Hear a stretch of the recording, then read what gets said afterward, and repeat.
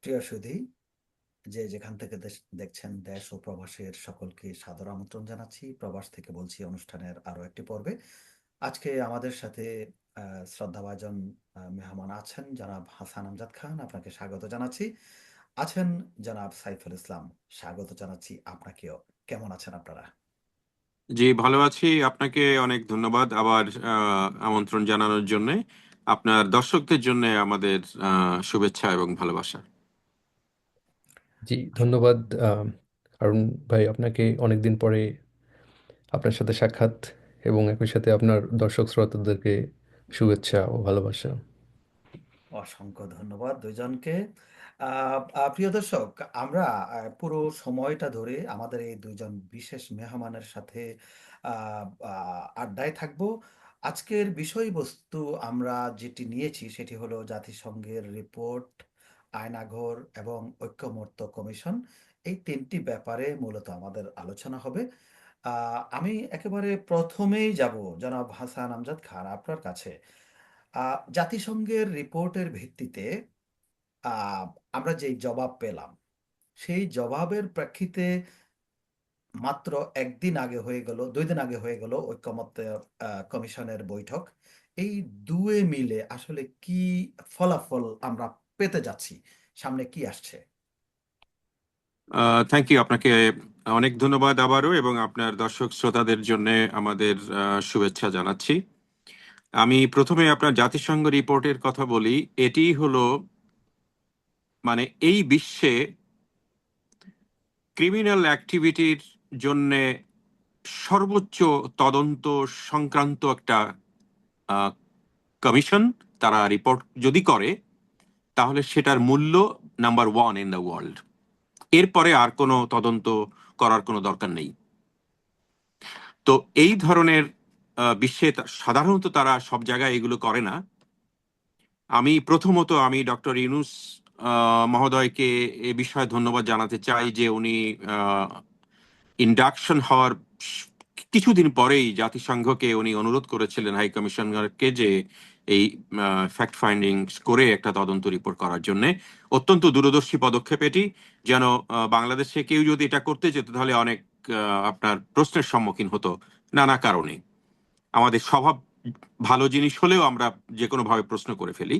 তো এখন আর এই রিপোর্টের উপরে কোনো প্রশ্ন করার কোনো জায়গা নেই। এই একটা দিক। দ্বিতীয় হলো, এই রিপোর্ট স্পষ্টত প্রমাণ করেছে গত পতিত সরকার প্রধান, দলীয় প্রধান এবং তার মন্ত্রীদের সরাসরি যুক্ত থাকার প্রমাণ তারা উপস্থাপন করেছে। এবং এটি বিশ্বের সর্বোচ্চ সম্পূর্ণ মানবতা বিরোধী কাজ এবং ক্রিমিনাল কাজের প্রমাণ।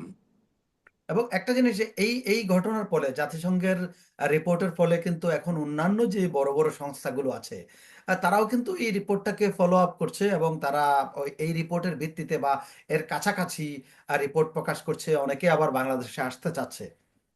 জি। তো আর একটা হলো, এই যে এই রিপোর্টের কিন্তু কতগুলো বিশেষ ইমপ্লিকেশন আছে। এক নম্বরে, এই রিপোর্টে তিনটা পার্ট আছে। একটা হলো যে আহ, জুলাই 1 থেকে 5 আগস্ট পর্যন্ত। আর একটা হলো পোস্ট 5 আগস্ট থেকে বোধহয় নভেম্বরের 20 তারিখ পর্যন্ত। আর একটা হলো আহ, এটার রিকমেন্ডেশনস। এই তিনটি পার্ট আছে। তো অগস্ট 5 পর্যন্ত যে ঘটনা, সেগুলো তো আমরা জানি, যেগুলো আমরা দেখতে পেয়েছি সবগুলো তাদেরকে তথ্য প্রমাণ রয়েছে, তাদের অডিও ভিডিও সাক্ষাৎকার এভরিথিং তাদের কাছে আছে। এখন দ্বিতীয় যে অগস্ট 5 থেকে নভেম্বর পর্যন্ত যেগুলো কিছু ঘটনা ঘটেছে বলে অভিযোগ আছে, সেগুলোরও কিন্তু এই সরকারের কাছে, আমাদের অন্তর্বর্তী সরকারের কাছে তারা জানতে চেয়েছে যে এর ফলাফল কি, কি হচ্ছে, কি ব্যবস্থা নিচ্ছ তোমরা, আমাদেরকে জানাও। ভেরি গুড, সেটা খুব ভালো পদক্ষেপ। আর একটা হলো এটা রিকমেন্ডেশন। রিকমেন্ডেশন বলছে যে এই র্যাব বা ডিজিএফআই বা এসব কাজ যারা করেছে, কি এমটি এম এম- এম- কি এমটিসিআই বা কি একটা আছে না, ওই যে ইনফরমেশন রেকর্ড করে যারা, টেলিফোন টোন তাদের, বিটিএমসি। হ্যাঁ, তাদেরকে আহ, তাদেরকে বিলোপ করার কথা বলছে। এবং অনেক অফিসারদের নাম সহ সেখানে তারা উপস্থাপন করেছে, তাদেরকে অনতিবিলম্বে তাদের দায়িত্ব থেকে অব্যাহতি দেওয়ার জন্য বলেছে। আর একটা ইমপ্লিকেশন হলো, আমরা গত 6 মাস ধরে লক্ষ্য করছিলাম যে ইন্ডিয়া থেকে যেসব অপপ্রচার হচ্ছিল সেটির একটা আন্তর্জাতিক মানসম্পন্ন দাঁত ভাঙা জবাব, যে তোমরা যা বলছো সেটি সম্পূর্ণ মিথ্যা। এখানে মানবতা বিরোধী অপরাধ হয়েছে এবং গত সরকার ক্ষমতায় থাকার জন্য করেছে, এবং তোমরা সেই অপরাধীকে জায়গা দিয়েছো তোমাদের দেশে। এটা একটা একটা ইমপ্লিকেশন। জিনিস দেখেছেন মজার ব্যাপার, যে এই রিপোর্টের ফলে কিন্তু ইন্ডিয়া থেকে যে অপপ্রচারগুলো, এগুলো কিন্তু অনেক কমে গেছে। হ্যাঁ, স্বাভাবিকভাবে এখন ওরা অন্যভাবে নানাভাবে কথা বলতে শুরু করবে। ওরা আপনাদেরকে সহসায় ছেড়ে দেবে না যতক্ষণ না পর্যন্ত এই এই দেশ গাজায় পরিণত হয়, ততক্ষণ ওরা কাজ চালিয়ে যাবে। এবার আসি আপনার জাতীয় ঐক্যমত্য কমিশনের কথা বলেছি। এটি একটি অভিনব পদ্ধতি। আমার ধারণা আমাদের রাজনীতিকরা এই যে প্রসেসটা, এই প্রসেসটা সম্পর্কে আগে বুঝতে পারে নাই, যে কমিশনগুলোর হেডদের নিয়ে, রাষ্ট্র সরকার প্রধানকে নিয়ে যে একটা ঐকমত্য কমিশন হতে পারে, এটা তাদের মাথায় আসে নাই। তাই তারা ভুল বুঝতে শুরু করেছিল। তো এই কমিশনের যাত্রা 15 তারিখে শুরু হলো এবং এর কাজ কি সেটি ওনারা বলেছেন। এবং একটা মজার ব্যাপার হলো, এই কমিশন যে রিকমেন্ডেশনস গুলো বিভিন্ন কমিশনগুলো দিয়েছে সংস্কারের জন্য, সেগুলো কোন কোন রাজনৈতিক দল কোনটা গ্রহণ করলো কোনটা করলো না, সেগুলো ওয়েবসাইটে জনগণের জন্য ছেড়ে রাখা হবে। সো এটা খুবই একটা সিগনিফিক্যান্ট ইমপ্রুভমেন্ট। আমি বলবো যে রাজনীতিকরা যা বলছেন তা সত্য কি মিথ্যা সেটা জনগণের কাছে প্রমাণ থাকবে। কিন্তু এখানে তো আবার কোনো কোনো রাজনৈতিক দল বাগড়া দিচ্ছে যে না, কেন, এটা কেন? না, ওটা হচ্ছে যে আমাদের, আবারও বলছি, আমাদের এই বঙ্গ তো অতি উন্নত জিনিসে পূর্ণ নরক। তার মানে আমাদের স্বভাব এত ভালো যে আমরা ভালো জিনিস ভালো চোখে দেখতে পারি না। সুতরাং ওনারা রাজনীতি করবেন বলে ওনারা সবকিছুর ঊর্ধ্বে থাকবেন, এরকমই একটা ধারণা ওনাদের। যদিও দেশের সাধারণ মানুষ এখন আর সেটা মেনে নেবে না, ওনারা ভুলে যাচ্ছেন সেটা। এবার আসছি আপনার আয়নাঘরের কথা। আমরা তো এই যে রূপক শব্দ আয়নাঘরটা, আমার সম্ভবত এটা ডিকশনারিতে এখন উঠে যাবে নেক্সট ইয়ারে। আয়নাঘরের ব্যাপারটা খুবই দুঃখজনক। যে ধরনের ইনফরমেশন আমরা আগে জেনেছিলাম, আয়নাঘরের দৃশ্য যখন আমরা ভিডিওতে দেখতে পেলাম তখন সম্পূর্ণ উল্টোটা। তার মানে এটাকে টেম্পার্ড করা হয়েছে গত 6 মাসে। আমি শুনছিলাম যে আয়নাঘরের যে সদস্য ছিলেন একজন গুম কমিশনের, নূর খান, তিনি বলছেন যে লাস্ট অগস্টের 5 তারিখ থেকে 10 তারিখ এর মধ্যেই আয়নাঘরগুলোর পরিবর্তন হয়েছে। আমি সেটা মনে করি না, এই পরিবর্তন তারপরেও ঘটেছে। তারপরেও উঠেছে, জি। তো সেটা জানতে হবে, কারণ এই অপরাধগুলো প্রকৃতপক্ষে যারা ঘটিয়েছে তারা দ্বিতীয়বার অপরাধ করলো আলামতগুলো নষ্ট করে। সুতরাং এই যারা অপরাধী তাদেরকে 2 ধরনের চার্জ আনা দরকার তাদের বিরুদ্ধে। এই যে আয়নাঘরগুলো যে ভাঙা হলো, এখানে সরকার প্রধানের কোনো অনুমতির চিন্তাও তারা করলো না, তারা এত ক্ষমতাশালী। জি জি, ওইটা আপনাকে গত কয়েকটা বার আমি বলছিলাম যে এই সরকারের ক্ষমতাটা কি। ক্ষমতাটা হচ্ছে যে স্টুডেন্ট যারা জনগণ, ছাত্র জনগণ, তাদের একটা ক্ষমতা আছে। যারা বাইরে, তারা হয়তো ডাকলে পরে অনেকগুলো লোক নিয়ে এসে একটা জড়গতা করতে পারে, কিন্তু বেসিক একটা ক্ষমতা তো সরকারে থাকতে হয়, সেটা তো নেই। আছে সামরিক বাহিনীর হাতে একটা ক্ষমতা, যাদের হাতে অস্ত্র আছে, যারা অপকর্মের সঙ্গে জড়িত ছিল, যারা নানা ধরনের গোপনীয়তা রক্ষা করছে এখনো, যারা ইন্ডিয়ান ফরেন সেক্রেটারি এসে দেখা করছে 1 ঘন্টা সেনানিবাসে, সেই ঘটনা সরকার জানে না। ইসকনের 10 লক্ষ লোক ওখানে সমাবেশ করছে, তারা সরকারকে জানাচ্ছে না। শাহবাগে লক্ষ লক্ষ লোক জড়ো হচ্ছে, সরকারকে জানাচ্ছে না। তার মানে এই কারচুপি, এই ধরনের অপকম্য এখনো সরকারের মধ্যে, বাংলাদেশের মধ্যে বিবদমান আছে, এবং এটার জন্য সম্পূর্ণভাবে সামরিক বাহিনীই দায়ী, এ কথাটা স্পষ্ট। এখন এখন পরিষ্কারভাবে আবার এই কথা বলাও যাচ্ছে না, কে বলবে? ফলে এই ধরনের কাজগুলো হয়ে আসছে। তবে এখন অনেক কথা বেরিয়ে আসছে। তো এই, থ্যাংক ইউ। এই গুম কমিশনের এই রিপোর্ট জনগণের মধ্যে এক ধরনের দুশ্চিন্তা তৈরি করেছে। যারা ভিকটিম ছিল তারা খুবই দুঃখিত, তারা কষ্ট পাচ্ছে আরো বেশি। আর বিশেষত দুজন স্টুডেন্ট যারা আয়নাঘরে ছিল তারা তো ওখানে গিয়েছে, উপদেষ্টা, তারা তো অবাক হয়েছে এটা দেখে যে এটা কিভাবে এটা হলো। বাট এসব প্রশ্নের উত্তর দিতে হবে, সরকারকেই দিতে হবে যে কিভাবে এটা হলো। কারণ সামরিক বাহিনীর কার্যক্রমের কোনো সংস্কারের কোনো উদ্যোগ এখনো নেওয়া হয়নি, এটা একটা বড় জরুরি কাজ ছিল। সুতরাং এই বিষয়ে আহ, সরকার উদ্যোগ নেবে আশা করি। তবে আগামী কিছুদিন আমাদেরকে অপেক্ষা করতে হবে নিশ্চয়ই, যে এই সংস্কার কমিশন এখন তো প্রতিদিনই তাদের আলোচনা হবে, কারণ ঐক্যমত্য তো প্রতিষ্ঠিত করতে হবে।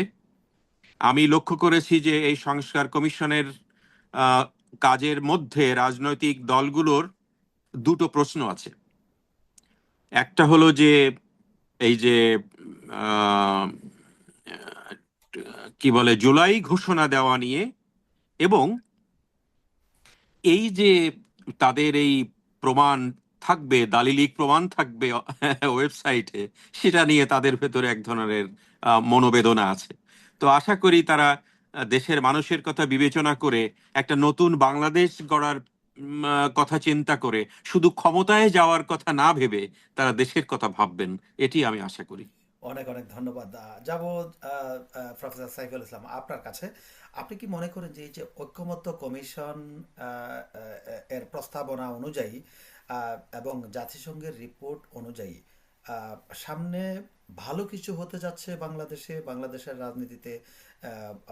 কি মনে করছেন আপনি? জি, ধন্যবাদ হারুন ভাই আপনাকে আবারও। আম, প্রথমত জাতিসংঘের রিপোর্ট এবং যে ঐ- আহ, ঐক্যমত্য কমিশনের গঠন এবং এটার ভবিষ্যৎ কার্যপ্রণালী, এই দুইটারই খুবই আশাব্যঞ্জক ভবিষ্যৎ আমরা দেখতে পারি।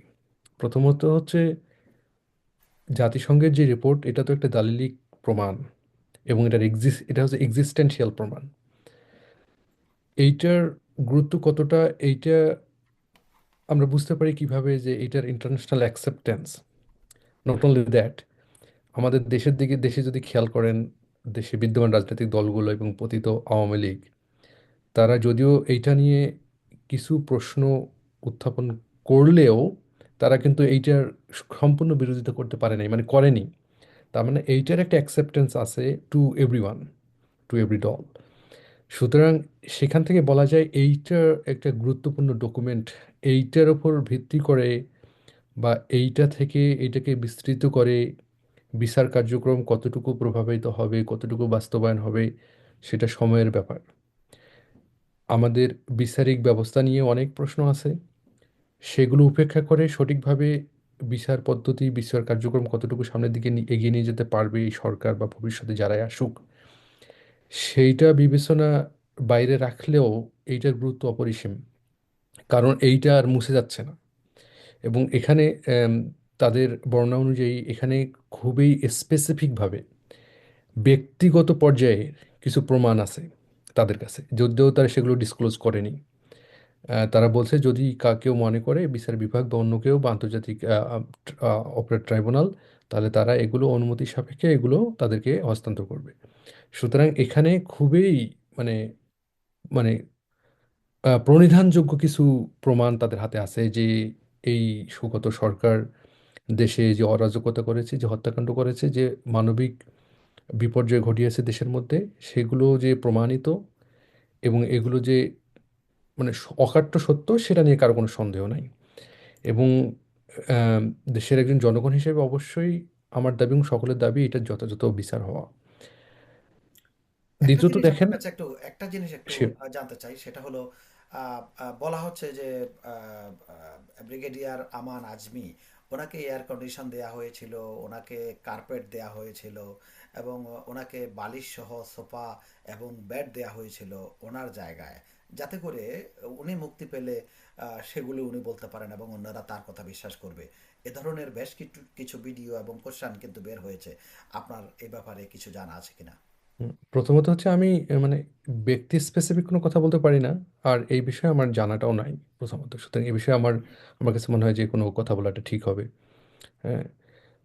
আর দ্বিতীয় যেটা বললেন যে এ, সংস্কার কমিশনের যে বাংলাদেশের প্রধান উপদেষ্টা যে জাতীয় ঐক্যমত্য মিটিং হয়েছে, সেটা খুবই আশাবাদজনক, এবং খুব টেকনিক্যাল দিক দিয়ে বিবেচনা করলে আপনি দেখতে পারবেন যে এটার খুবই পজিটিভ কিছু ইম্প্যাক্ট আছে। এই সংস্কার কিন্তু বাংলাদেশে নতুন না। সংস্কারের উদ্যোগ এবং সংস্কারের আলোচনা, সংস্কার আম, প্রস্তাবনা, এগুলো আপনি দেখেন 90 সালের দিকেও যখন এরশাদ সরকারের পতন হলো, তখনও কিন্তু এই সংস্কার নিয়ে ব্যাপক আলোচনা এবং ব্যাপক লেখালেখি, ব্যাপক প্রস্তাবনা আসছে।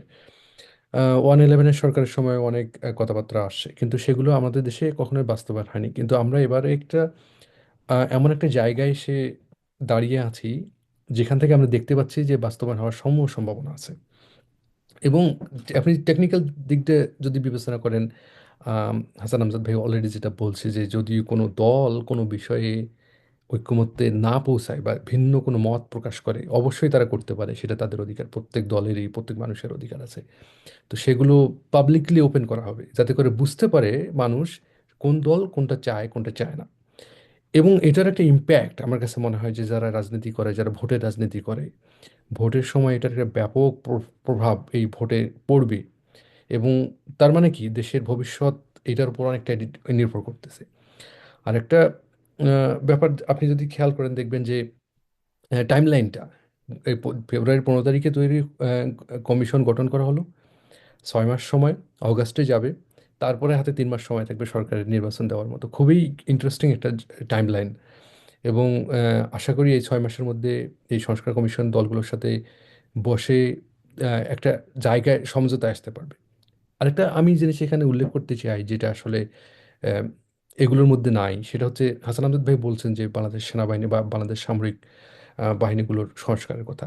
এর বাইরে আরেকটা জিনিস আছে খুবই গুরুত্বপূর্ণ আমার কাছে মনে হয়, যে আপনি খেয়াল করবেন যে বাংলাদেশের কোনো দলেরই, রাজনৈতিক দলেরই ইন্টারনাল যে একটা সংস্কার প্রয়োজন, সেটা কিন্তু কোনো রাজনৈতিক দল বলে না।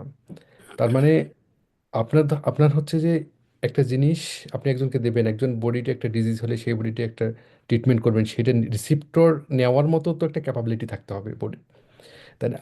আপনি দেখেন কোনো রোগীকে যখন সার্জারি করা হয়, তো সার্জারি করার জন্য তার বডির যদি ওই ক্যাপাবিলিটি না থাকে, তাহলে কিন্তু সার্জারি করা হয় না। তো দলগুলোর ধরেন যে দেশে একটা সংস্কার প্রস্তাবনার কার্যক্রম চলতেছে, সেই সংস্কার কার্যক্রমগুলো একটা খুব ভালো জায়গায় যাবে আশা করি, কিন্তু সেগুলো নেবে কি? দেশের জনগণ, ওকে, বড় পরিসরে দেশের রাজনৈতিক দলগুলো। কিন্তু দেশের রাজনৈতিক দলগুলো যদি সেই অবস্থা না থাকে, তাদের যারা যে অবস্থায় আছে এখন, সেখান থেকে আশা করা যায় না যে তারা এগুলো অ্যাকসেপ্ট করতে পারবে। সুতরাং তাদের নিজস্ব সংস্কার প্রয়োজন, কিন্তু সেই সংস্কারের কোনো উদ্যোগ এখন পর্যন্ত কোনো রাজনৈতিক দলের পক্ষ থেকে প্রতীয়মান হয় না, দেখা যায় না। সুতরাং এটা আমার কাছে মনে হয় এই জায়গায় কথা বলার দরকার আছে। সেই কথাটা কে বলবে, কাকে বলবে, সেগুলো একটা বড় জায়গা বিবেচনার। অনেক ধন্যবাদ আপনাকে। আমি যাব একটু জনাব হাসান আমজাদ খান আপনার কাছে। এই যে জনাব সাইফুল ইসলাম যেটা বললেন, কে আসলে উদ্যোগ নেবে এটার? কোন রাজনৈতিক দলের পক্ষ থেকে কে সেই উদ্যোগ নিতে পারে? আপনি কি মনে করছেন? থ্যাংক ইউ, খুব ভালো একটা পয়েন্ট বলেছেন।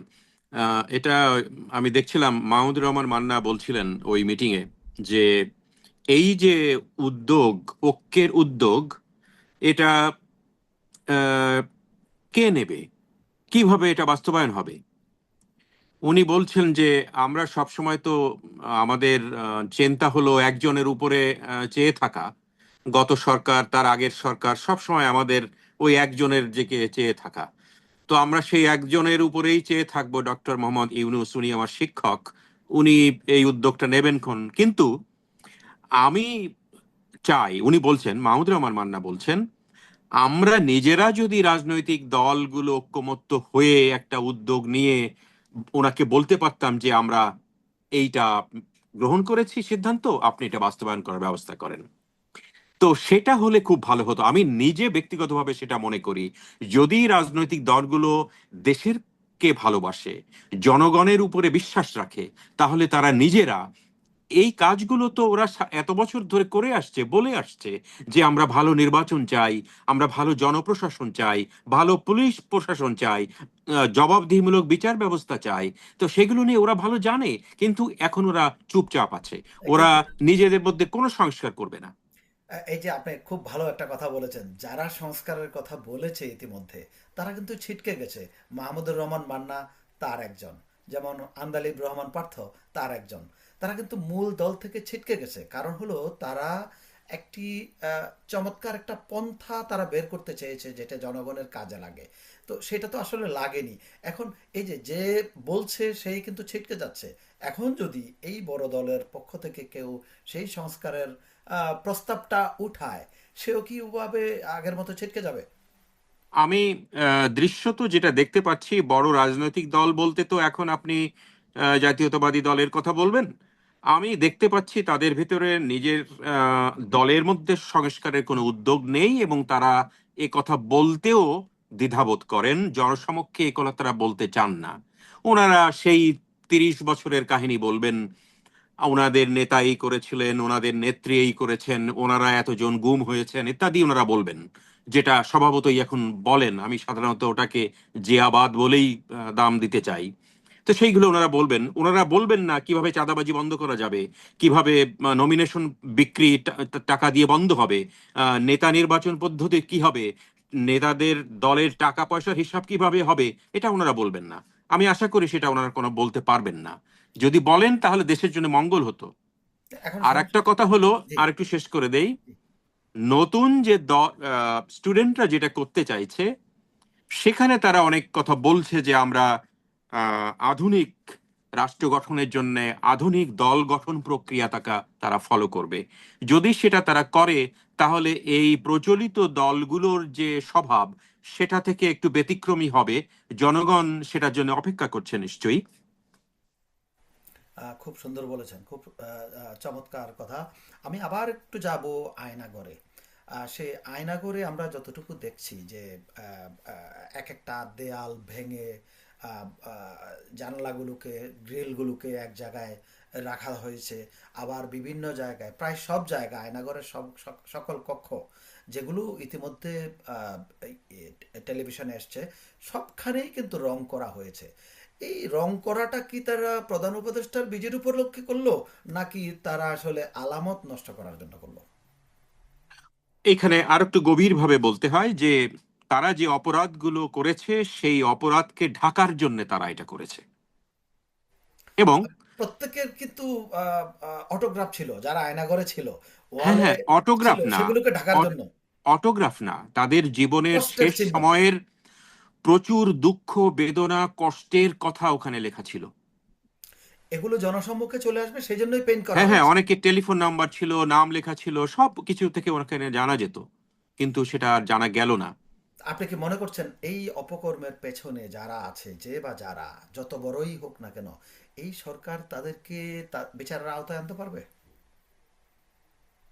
আমার মনে হয় যে রাজনৈতিক দলগুলো এই সরকারকে সেই সময় দেবে না। আর রাজনৈতিক সরকার যখন আসবে, তখন তারা এগুলো করতে পারবে বলে আমার পক্ষে বিশ্বাস করা কঠিন। অসংখ্য ধন্যবাদ। যাব। আর একটা কথা আপনার পরের বারে এসে বলবো, জাতিসংঘের ওই রিপোর্টার আর একটা দিক আছে, সেটা আমি বলবো আপনাকে পরে। অনেক ধন্যবাদ। আমরা শুনবো সেই কথা। প্রিয় দর্শক, আমাদের সাথেই থাকুন। আমরা যাচ্ছি প্রফেসর সাইফুল ইসলাম আপনার কাছে। জাতিসংঘের রিপোর্ট যেটি যারা হাসান আমজাদ খান বললেন, সেই জাতিসংঘের রিপোর্টের ভিত্তিতে, জাতিসংঘের রিপোর্টের ভিত্তিতে আমাদের ভবিষ্যৎ রাজনৈতিক পন্থা, কর্মপন্থা নতুনভাবে সাজানো হতে পারে বলে কি আপনি মনে করছেন? জি, আমি আসতেছি আপনার কথায়। তার আগে একটু আয়নাঘর নিয়ে কথা বলি। আয়নাঘর নিয়ে আমি মানে যতটুকু শোনা যায়, শোনা যায় বললে ভুল হচ্ছে, শোনা যেত। তো সেটা তো এই কিছুদিন আগে যখন প্রধান উপদেষ্টা সেখানে অন্যান্যদের নিয়ে যখন ভিজিট করলো, সেটা তো দেখা যায়নি। যেটা শোনা যেত। তো এখানে একটা বড় ব্যাপার সেটা হচ্ছে যে তারা এই জিনিসটাকে খুবই ড্রামাটিক করে ফেলছে এর মধ্যে। ইন্টারেস্টিং বিষয় হচ্ছে দেখেন যে এই যে কাজটা কিন্তু 6 মাস আগেও করতে পারতো সরকার, কিন্তু করেনি। কেন করেনি সেটার কিন্তু উত্তর কারো কাছে নাই। আরেকটা ইন্টারেস্টিং ব্যাপার দেখেন যে যারা এই জুলাই আগস্টে হত্যাকাণ্ড ঘটাইলো, গত 15 বছরে যারা চরম দুর্নীতি অর্থ লোপাটের সাথে সংশ্লিষ্ট, তারা কিন্তু এমনটা না যে 5ই আগস্টের পরেই ওভার দ্য নাইট দেশ থেকে চলে গেল, যায়নি, তারা কিন্তু দেশেই ছিল। কিন্তু সরকার কিন্তু কাউকে ধরতে পারলো না এখন পর্যন্ত। আপনি দৃশ্যত কারো কোনো বিরুদ্ধে এখন পর্যন্ত কোনো আহ, মানে কঠিন কোনো পদক্ষেপ নিতে দেখা যায়নি। তাহলে কি আমরা বলবো যে ধরতে দেয়া হয়নি আসলে? তো এটা তো অবশ্যই ধরতে দেওয়া হয়নি, কিন্তু কেন দেওয়া হয়নি তার মানে কি সরকার চায় না বিচার করতে? হতে হতে পারে, অস্বীকার করা যায় না, ফেলে দেওয়া যায় না। তো এখন আপনি বিবেচনা করেন যদি এরকম একটা সরকার যার হাত পা কোথাও বাধা নেই, সেই সরকার যদি এরকম র্যাপিড অ্যাকশন নিতে না পারে, এত দৃশ্যমান অন্যায় অবিচার জুলুম নির্যাতন হত্যাকাণ্ডের বিচারের যদি কোনো উদ্যোগ দৃঢ়- সুস্পষ্টভাবে নিতে না পারে, তো রাজনৈতিক কোনো সরকার যখন ক্ষমতায় আসবে, আমরা কিভাবে আশা করতে পারি যে এই কাজগুলো তারা করবে? কারণ তাদের একটা রাজনৈতিক আহ, দলের যখন ক্ষমতায় আসে তাদের অনেক জায়গায় অনেক কনস্ট্রেন্ট থাকে, সেগুলো উপেক্ষা করতে পারে না। এখন আসেন আপনি জাতিসংঘের রিপোর্ট নিয়ে। জাতিসংঘের রিপোর্ট এটা আমি আগে বলছি যে ভেরি ওয়েল ডকুমেন্টেড একটা জিনিস, যেটা খুবই ইফেক্টিভ একটা কিছু দিতে পারে আমাদের দেশের জন্য। কিন্তু এখানে দেখেন একটা ইন্টারেস্টিং ব্যাপার, জাতিসংঘ নিজ থেকে উদ্যোগী হয়ে কোনো অ্যাকশন কিন্তু নিতে পারবে না। এটা তাহলে কি করতে হবে যে বর্তমান যে সরকার আছে তাদেরকে উদ্যোগ নিতে হবে, কিন্তু তারা কতদিন পর্যন্ত এটা করতে পারবে? নেক্সট 6 মাস, 1 বছর? তারপর এর মধ্যে তো আশা করা যায় না যে সব কিছু কমপ্লিট করতে পারবে, সম্ভব না। তো তারপর যখন রাজনৈতিক দল, যে দলই হোক ক্ষমতায় আসবে, তারা কি চাইবে যে এই সব যে অপকর্ম, এইসব যে হত্যাকাণ্ড ঘটলো দেশে সেগুলোর বিচার করতে? তারা চাইবে? তারা পারবে করতে? This is a big big question mark. সেটা সময় বলে দেবে, হ্যাঁ, সেটা আমরা ভবিষ্যতে দেখতে এখনই পারবো। তো বলা হচ্ছে আহ, 6ই ডিসেম্বর নির্বাচন হবে যেটা সরকার বলছে। কেউ কেউ অলরেডি বলা শুরু করেছে যে 6ই ডিসেম্বর আসলে নির্বাচন কখনোই হবে না, নির্বাচন অনেক বিলম্বিত হতে পারে, এর মধ্যে বহু রকমের প্রবলেম আসতে পারে। এই কোশ্চেনের জবাব আমি চাইবো জনাব হাসান আমজাদ খান আপনার কাছে। জি। আহ, আহ, প্রধান উপদেষ্টা কিন্তু বলেছেন যে ঐক্যমত্য যতদূর হবে ততদূর করেই আমরা ইলেকশনে যাব। ঐক্যমত্য কমিশনের গঠন আহ, এবং বয়স দেখলে বোঝা যায় যে উনি ইলেকশনের জন্য প্রস্তুত হচ্ছেন। কিন্তু কিছু কিছু জিনিস তো অসম্পূর্ণ রেখে উনি ইলেকশনে যেতে পারবেন না। ফর এক্সাম্পল, জনপ্রশাসনের উনি কি করবেন? রাজনৈতিক দল কিভাবে চায় সেটাকে নিরপেক্ষ করার জন্য? কারণ গত পতিত সরকারের সবাই সেখানে এখনো বসে আছে, এই সরকারকে তারা কেউ সাহায্য করছে না। সে সম্পর্কে রাজনৈতিক দলের কি সিদ্ধান্ত সেটি জানতে হবে। দ্বিতীয়টা হলো, এই যে এত বড় একটা জাতিসংঘের রিপোর্ট আসলো, এত বড় মানে প্রমাণাদি সহ তাদের বিচার হবে না কারো, সেটা কিভাবে হবে? এই বিচারের জাতিসংঘের রিপোর্টের ভিত্তিতে যদি বিচার করার চেষ্টা করে, যেটা সাইফুল ইসলাম সাহেব বলছিলেন যে জাতিসংঘের রিপোর্টের ভিত্তিতে বিচার কিন্তু আমাদেরকেই করতে হবে, কেউ কি এই সাহস নিবে? সেটার সাথে আয়নাগর নিয়ে যেই তেলেসমাতি কারবার আমরা দেখলাম, সেই তেলেসমাতি কারবার যদি হতে পারে, নির্বাচন নিয়েও কি সে ধরনের কাজ হবে বলে আপনি মনে করেন না?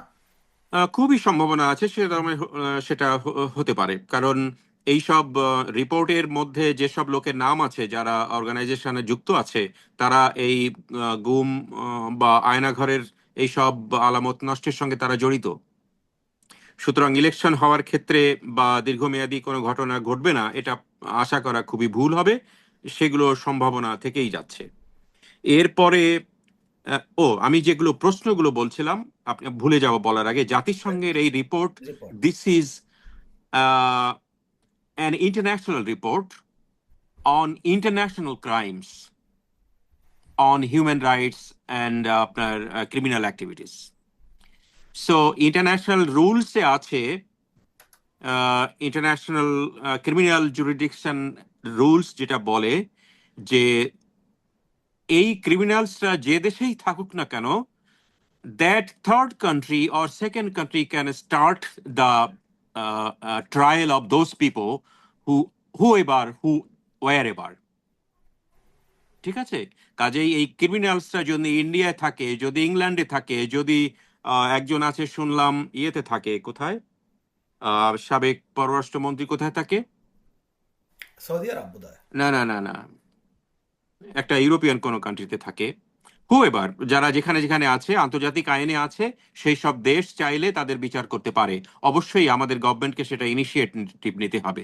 এই একটা খুবই ইম্পর্টেন্ট দিক এটা, যে আমরা যে সাবেক সরকার প্রধানকে আমরা আনতে পারবো না বলে বিচার করতে পারবো না, এটা না। যেসব জাতিসংঘের রাষ্ট্র সদস্য রাষ্ট্রর মধ্যে এইসব ক্রিমিনালরা লুকায়ে আছে, সেই সব রাষ্ট্র চাইলে তাদের বিচার করতে পারে।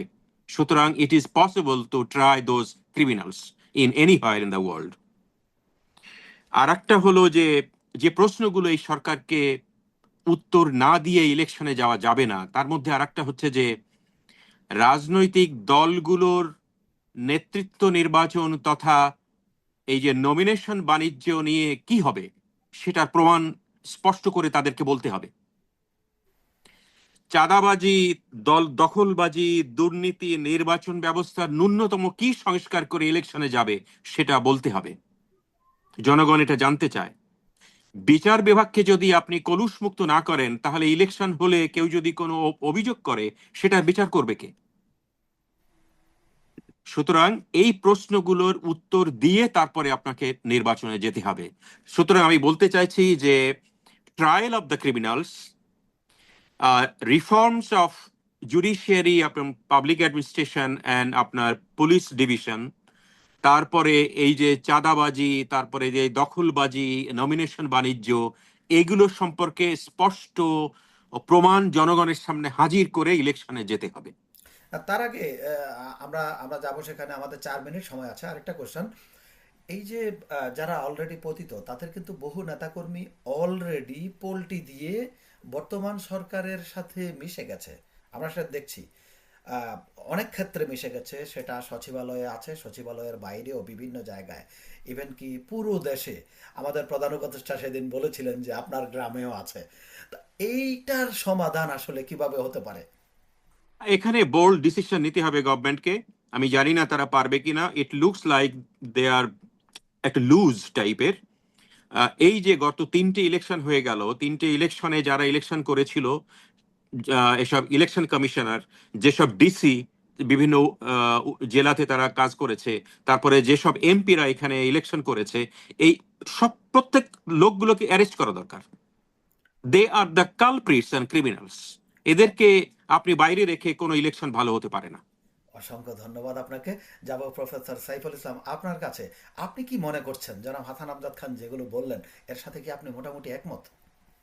যে আমি শেষ পয়েন্টটা নিয়ে একটু বলি, যে এই কথা কিন্তু আমি আপনার প্রোগ্রামে একবার বলেছি যে সরকার কিন্তু শুরুতেই ব্যর্থ হয়েছে। এই সরকার না বিপ্লবী না সাংবিধানিক। তো যদি সরকার বিপ্লবী হতো তাহলে আগের এক্সিস্টিং যত সিস্টেম আছে সেগুলোকে সে অ্যাবলিশ করে দিতে পারতো, যে ওভারনাইট নতুন ব্যান করে দিতে সিস্টেম পারতো। তৈরি করতে পারতো। তো তার মধ্যে one of the task is to remove all the position, like I mean OC, DC, everything. So তারা কিন্তু দেখেন, তারা কিন্তু গত সরকারের অ্যাপয়েন্টেড। তারা, আমি বলছি মানুষ হিসেবে প্রত্যেকটা মানুষের পলিটিক্যাল একটা বায়াস থাকতেই পারে, স্বাভাবিক ব্যাপার। তো সেখান থেকেও ভালো কাজ করা সম্ভব, কিন্তু যদি একেবারেই বায়াসড হয় এবং সেই বায়াসনেসের ভিত্তিতে যদি কাউকে অ্যাপয়েন্ট করা হয়, তাহলে সেইখান থেকে তো নিউট্রাল কিছু আশা করা দুর্নীতিতে যায় যদি না। আপনি নিমজ্জিত হয়ে যান, দুর্নীতি যদি আপনাকে গ্রাস করে ফেলে এবং আপনার ভিতরে যদি একটা লোভের সৃষ্টি হয়, সেখান থেকে বের হওয়া আসলে অনেক কঠিন। না, লোভ তো থাকবেই। লোভ লোভ তো থাকবেই, তার মানে এই না যে মানে আইনের ভেতরে এনে মানুষকে দিয়ে কাজ করানো সম্ভব না, ব্যাপারটা কিন্তু এমন না। মানুষের মধ্যে সব কিছু থাকবে, লোভ লালসা থাকবে, তার মধ্যে ভালো সিস্টেমের মধ্যে থাকলে একটা সিস্টেম মানুষকে ভালো করতে পারে। বাট একটা মানুষ হঠাৎ করে সিস্টেমের ভেতর ঢুকে, খারাপ সিস্টেমের ভেতর ঢুকে সিস্টেমটাকে ভালো করতে পারে না। আরেকটা যেটা বললেন যে এই পতিত সরকারের লোকজন অন্য দলে যাওয়া, এগুলো ইতিহাসের একটা চিরাচরিত নিয়ম যে এক দলের লোক এক দলে যাবে, এটা স্বাভাবিক। এটা নিয়ে বেশি হায় হুতাশ করার কিছু দেখি না আমি। কিন্তু কথা হচ্ছে যে ফর এক্সাম্পল আপনি এখন বাংলাদেশের সবচেয়ে বড় রাজনৈতিক দল বিএনপি যদি মনে করে যে তাদের সিস্টেমের মধ্যে গলদ আছে, সেগুলো ঠিক করা দরকার। ফর এক্সাম্পল যদি সংস্কার কমিশনের যে প্রস্তাবিত সংস্কারগুলো, সেগুলো মাধ্যমে যদি সেগুলো এক্সিকিউট করার মাধ্যমে যদি সংস্কার সম্ভব হয়, তার মানে যে যারা আসতেছে নতুন ওই দলে, তাদেরকেও ভালো হতে হবে, মানে তাদেরকে ওই সিস্টেমের মধ্যে পড়তে হবে। সুতরাং মানে যেই আসুক যেই থাকুক আগ থেকেই, যদি আমাদের সিস্টেমটা ভালো হয়, সিস্টেম বলতে বুঝাচ্ছি সংস্কার কমিশনের প্রস্তাবিত সংস্কার এবং ঐকমত্য কমিশনের সবগুলো প্রস্তাবনা, অ্যাকসেপ্টেড প্রস্তাবনা and সব দলের মতামতের ভিত্তিতে অবশ্যই হতে হবে। যদি আমরা সেগুলো অ্যাকসেপ্ট করতে পারি, সেগুলো যদি আমরা প্র্যাকটিস করতে পারি ব্যক্তিগত দলীয় পর্যায়ে, আমার কাছে মনে হয় যে we will be very good and we can make a good nation. অনেক অনেক ধন্যবাদ, অসংখ্য ধন্যবাদ জানাচ্ছি আপনাদের দুজনকে, কৃতজ্ঞতা জানাচ্ছি অত্যন্ত মূল্যবান সময় দেওয়ার জন্য।